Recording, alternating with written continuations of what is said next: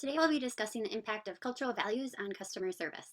Our values often dictate our behaviors and practices and what we see as acceptable or unacceptable. We often learn these values and beliefs at a very young age, and while they may differ greatly from culture to culture, it doesn't mean one is better or worse than the other, it just means that they're simply different. Being aware of these differences can lead to a better understanding of customers and lead to a better customer service experience.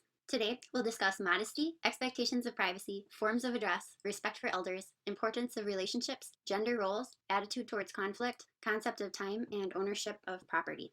Modesty is the way that cultures view propriety of dress and conduct. An example of how this may differ from culture to culture.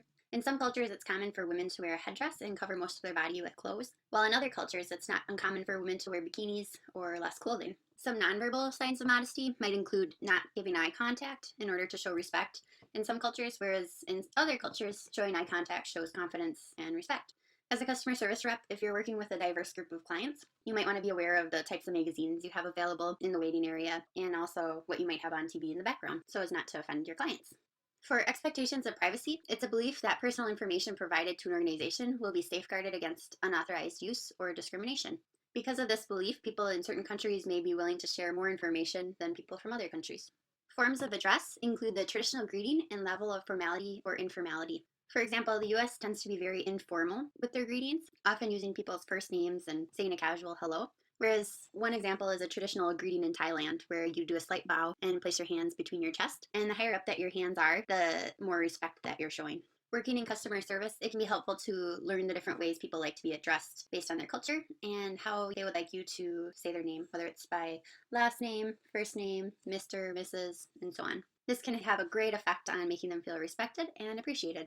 Respect for elders is a value held by people from many different cultures. As people age, they are often seen as more wise or knowledgeable with great experience and are given a higher status. This is especially true for Asian countries and Native American cultures. Working as a customer service rep, this might mean that you pay special attention to the most elderly person in the group and talk directly to that person when possible. Next, we'll discuss importance of relationships, and this is the need for service providers to build strong bonds with customers, as expectations can vary from culture to culture. For example, in Asian, Latin American, and Middle Eastern cultures, building a strong interpersonal relationship is extremely important before going ahead with business handlings. It's not unusual to have several meetings, such as dinners, coffee, going out for drinks, before business is even discussed. It can also be really important to have people of the same level in discussion, so you don't have a very senior person discussing business with a very junior person. Failure to do so can lead to loss of business partnerships and customers and loss of trust. Next, you want to be aware of gender roles, which are behaviors attributed to or assigned by societal norms.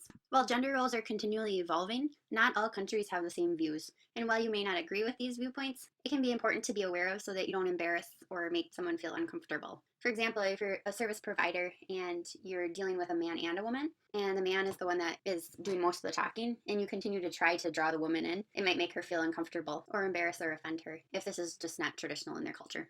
There could be different attitudes towards conflict. An attitude is an emotional response to people, ideas, and objects based on values. And these attitudes can differ based on our cultural norms. There are two main types of cultures, individualistic and collective. Individualistic is when members value themselves as individuals that are separate from a group and in control of their own destiny. Whereas for collective cultures, members see themselves as an interdependent unit and conform and cooperate for the good of the group. While people still vary in their approaches based on their style preference, individualistic cultures tend to be more direct and approach conflict, whereas people from collective cultures may be much more indirect in order to avoid loss of face.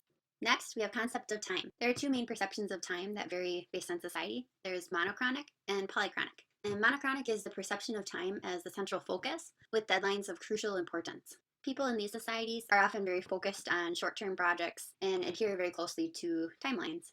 They're on time to meetings. If they're meeting with friends, they're on time. They complete projects by the deadline. Polychronic, on the other hand, has the perception of time as a fluid commodity that shouldn't interfere with relationships or happiness. They're more focused on relationships and work towards long-term deadlines, and no one considers it a big deal if you're late to meetings or getting together with friends, as people don't generally stress out about time. And next, we have ownership of property, and this is how people of given culture view property. For example, in some cultures, the accumulation of worldly goods or wealth is frowned upon, and they feel that it's better to give away personal belongings, whereas in other cultures, ownership of property or things that are considered your own is very important. So for people of the former, as a customer service rep, you might not want to push them hard to upgrade or get something more expensive, but rather just serve them what they want. I hope this helped to give you an overview of some of the basic impacts of cultural values on customer service. Thanks for watching. Created using Powtoon.